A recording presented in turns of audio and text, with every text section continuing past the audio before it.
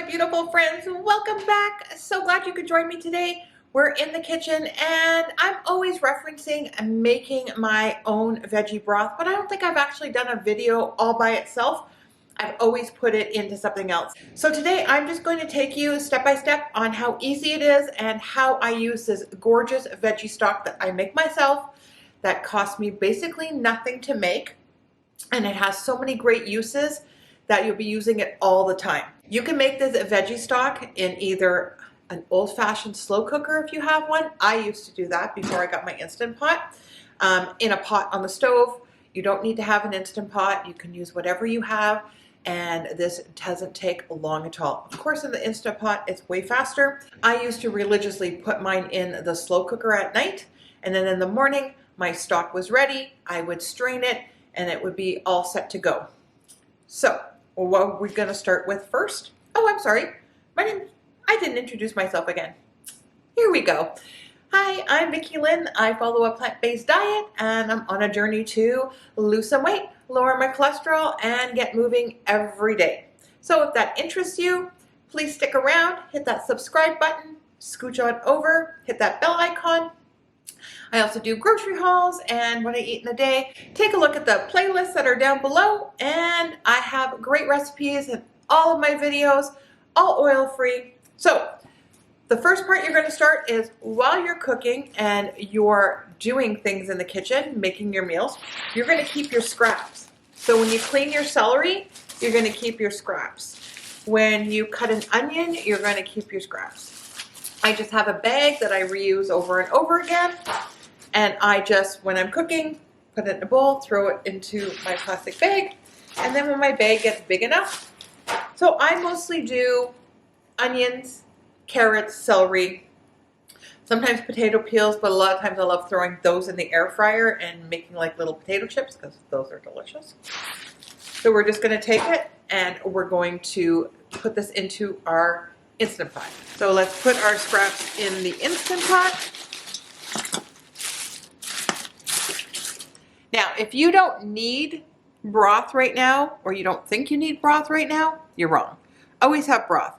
I'm going to show you. You can freeze it in multiple different ways so that it's ready to use when you need it or want it. And again, budget friendly. We're just using scraps. It's pretty simple. We are going to pour some water.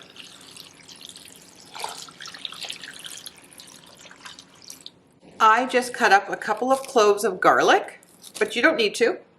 And then I do like putting in a couple of bay leaves just because those bay leaves will pull out the flavors of all your vegetables. So bay leaves don't actually add a flavor, but they're an enhancer. And you can also do some black peppercorns. Now, you could leave this totally plain. You could add seasoning now if you wanted to. You could add some dry herbs depending on what you want to use it for.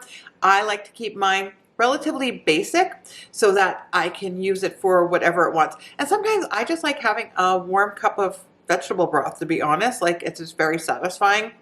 And instead of having tea or coffee or something, and you're getting the nutrients. So that's the other thing. You're using up all these vegetables and you're getting all the nutrients out of these. Even though you froze them, they're still good. Okay, now we're just going to check our seal to make sure our seal is fine.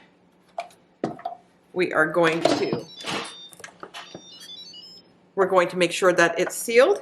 I turn it onto the soup broth, and that's going to take 35 minutes. So it's just going to come up. It's going to do all its own thing. We don't have to worry about it at all. So our stock is finished, and I'm going to vent it a little bit. I love my Instant Pot. If you don't have one, they're a great investment, especially if you're eating a plant-based diet, because it does cook your beans and everything so quickly. So just going to take that off. As you see, we have beautiful juice inside. Yeah, gorgeous that is. Now we're just going to, I'm going to let this cool down for a few minutes, and then I'm going to strain it. Now I'm just going to strain it through a strainer. Now what are we going to do with our little elixir of life? Let me show you. You can store it in just a container in your fridge, and I'm actually going to do that with this batch because I am planning on making soup. You can put it in a plastic container and freeze it, And I also love to make ice cubes with this. And you're like, why would you make ice cubes? This is a great way of preserving it, obviously.